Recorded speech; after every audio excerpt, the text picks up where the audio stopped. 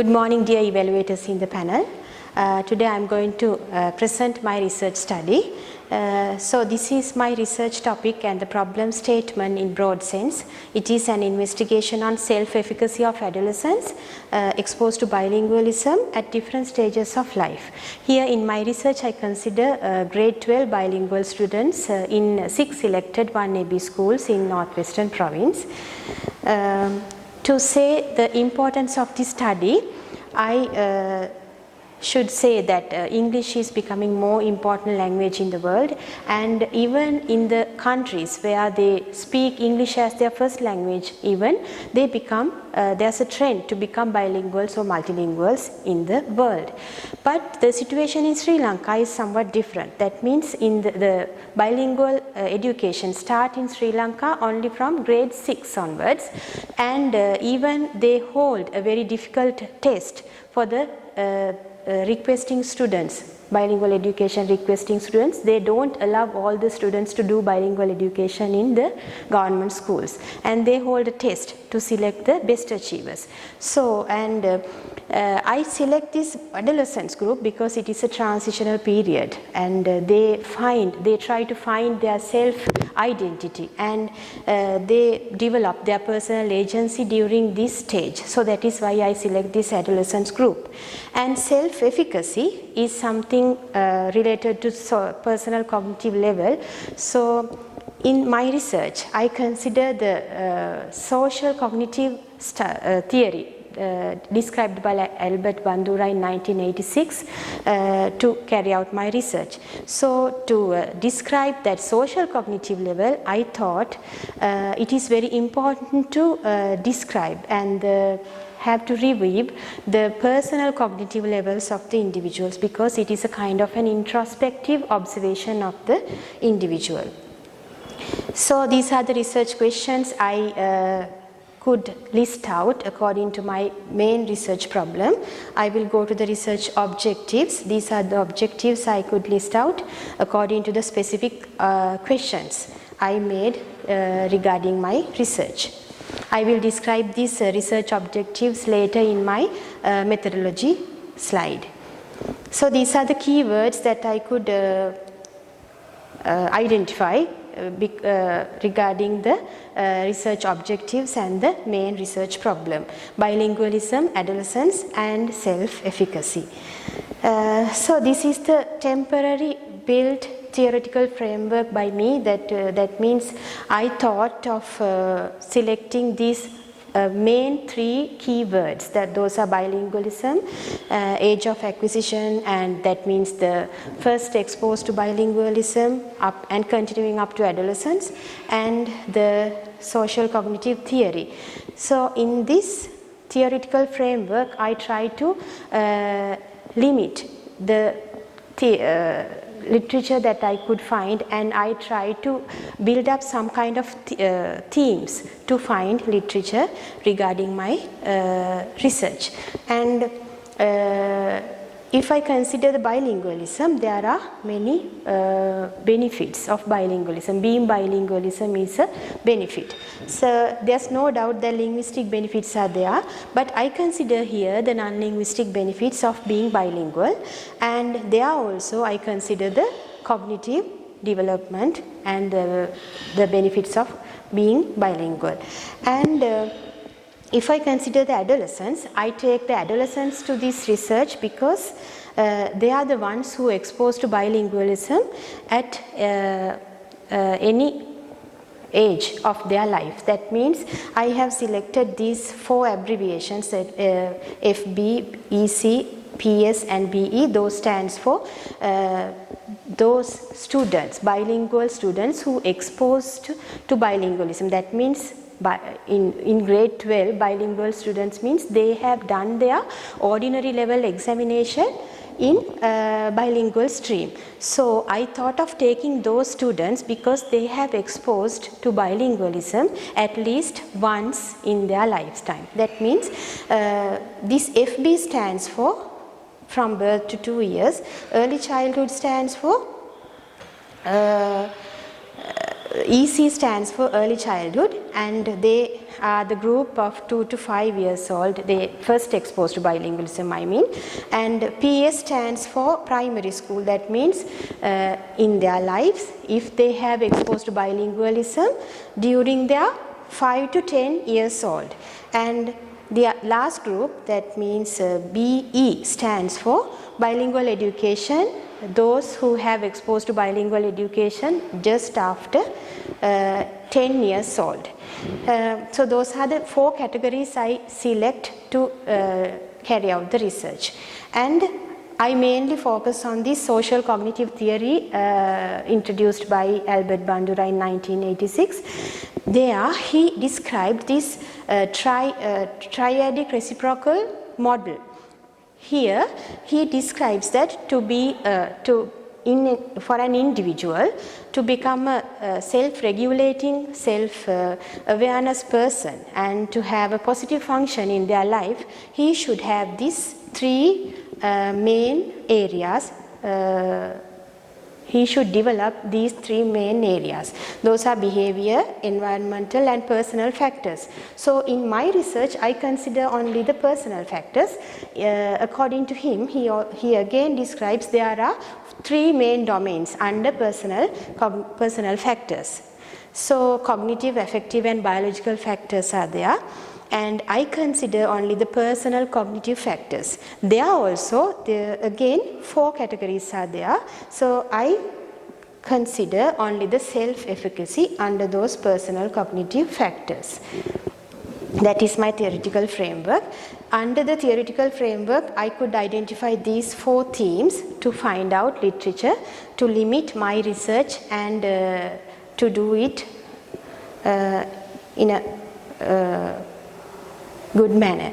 So this is the first theme I selected and I could consider. This is non-linguistic benefits of learning a second language. So I should say that bilingualism in 2019, it is the latest research done by Jamie Wallen. He says that bilingualism delays the onset of Alzheimer's disease. That is a kind of dementia-like thing. So there are many more non-linguistic benefits by being bilingual. So that is only one. And in the under the second theme, that is bilingualism and personal cognitive development, that according to the research, while I am going through the research, I could understand there are a lot of researchers done under these concept. So in most of the research, they say that code switching, that means most of the bilinguals do this code switching quickly. That means they have to switch from one language to the other quickly. So that will be a very good brain exercise. So from that, the cognitive development boosts. That means it develops the cognitive development and they can pay more attention, they can work hard, and according to the research they say that they can focus and pay attention on most important thing and inhibit the least important things. Those types of benefits are there by being bilingual, and those affect in the personal cognitive development. And my third theme is personal cognitive development and social cognitive development. So as the main theory I follow here in my research is social cognitive theory, and in that research, in that theory, Albert Bandura himself explains that to being a social cognitive person, social cognitivity is a very good talent and a very important thing to behave in the society. So to become a socially cognitive person, it is very important to have or possess the personal cognitive development.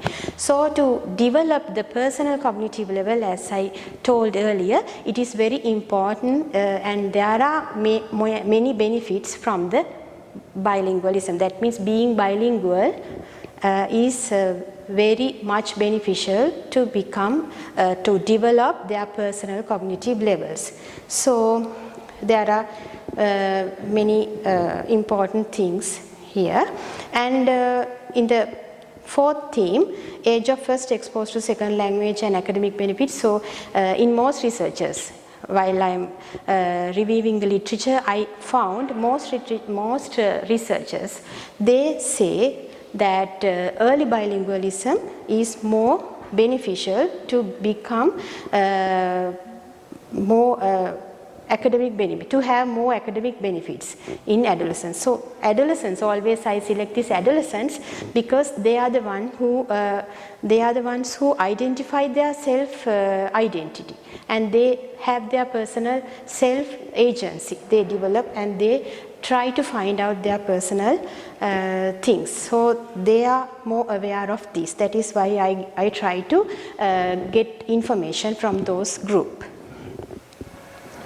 And this is my temporary developed conceptual framework. So according to this will be, I will do some alterations later in my research. So I consider here the bilingualism as a whole. That means under these four categories, FB, EC, PS and BE, I consider this whole group as bilingualism, and I want to say that there are linguistic benefits and non-linguistic benefits as well, but I consider only the non-linguistic benefits, and it helps directly to develop to boost the personal cognitive level, and from that it helps to develop the social cognitive levels. So here I am trying to explain how these individuals gain or exposed to bilingualism in their life, and what is the age that they first exposed to bilingualism, and how they continue to up to adolescence. And I am trying to find out how they get the personal cognition, and from that how they get the social cognition, which is described in self-efficacy. So this is the hypothesis I try to develop, this null and alternative hypothesis, because I am doing a mixed research method. So this is a directional hypothesis. So I am going to find out whether there is a positive relationship with the early bilingualism, because most of the researchers, the results of most of the researchers say that there is a positive relationship with the early bilingual students. So I am going to find out whether there is a difference in the self-efficacy levels, so the correlation coefficient levels according to the age they first exposed to bilingualism. And this is my methodology. Here I should say that there are four objectives. To achieve the first objective, I tried to review the psychological perspectives of previous research conducted to explore the cognitive development of being bilingual and its impact on self-efficacy. To do that, I am going to survey, a documentary survey will be done, and qualitative analysis is supposed to do, and using a deep observation of the documentary survey. To achieve my second objective, I try to find out whether there is a relationship between bilingualism and the self-efficacy, which is described in social cognitive theory. And there I try to, I have prepared a questionnaire to be given to the 300 bilinguals in grade 12. So it is a questionnaire of academic self-efficacy scale, and it is a quantitative analysis, and an SPSS will be used to, SPSS statistical package will be used to analyze data, and standard deviation and correlation coefficient values will be found out. To achieve my third objective, to analyze possible variations in self-efficacy levels of bilingual adolescents accordance with the age at which bilingualism is acquired. That means that I have selected some 4 groups of bilinguals. So I am going to see whether there is a difference of correlation coefficient levels on self-efficacy. That means if there is a difference among those categories, we can go for that results that most of the researchers have identified that early bilingualism is more beneficial than getting the bilingualism later. So I am going to find out whether there is a relationship and whether there is a difference among those correlation coefficient levels. So that is again a qualitative analysis, and in the fourth objective I am going to conclude my research by triangulation data from qualitative and quantitative methods. So here it is a kind of thematic analysis, and I am trying to give some suggestions to the country to develop this bilingual education further.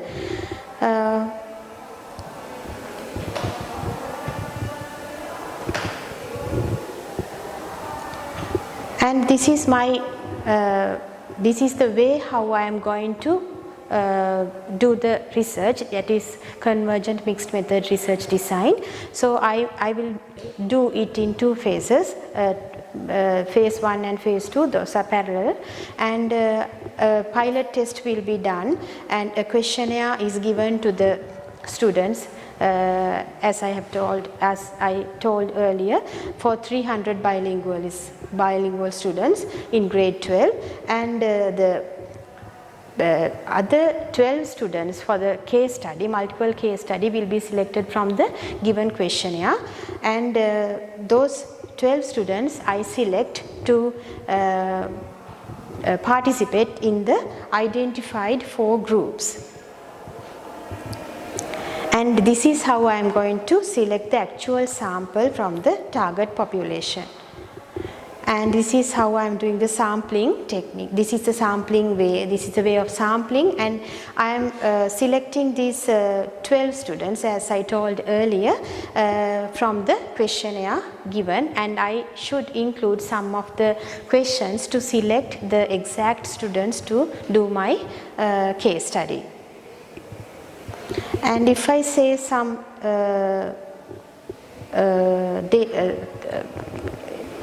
things, some limitations about my research, I select only the Sinhala students, not the Tamil students, and those who select those who do English as their second language and English Sinhala bilinguals are selected to my research, and only bilingual students are considered here, not the monolingual. I am not going to compare these results with the monolingual students due to ethical consideration, and only grade 12 bilingual students will be considered as they have utilized at least single chance to expose to bilingualism, and only 1AB schools and the schools in the northwestern province will be selected, and those are the limitations. And if I say some words about my present status of the study, now I am in the introduction part, and according to the PGIHS book given to us about the thesis, they say that we should cover these 8 areas when we conclude the introduction part. So I have already finished most of the parts of the introduction part, and I am now I am working on the my questionnaire that should be given to the students. So these days I am translating that questionnaire, because I should give it in both languages to the students. And this is my time schedule. According to the time schedule, I hope to finish my study by 10th May. And these are some of the references, and thank you very much.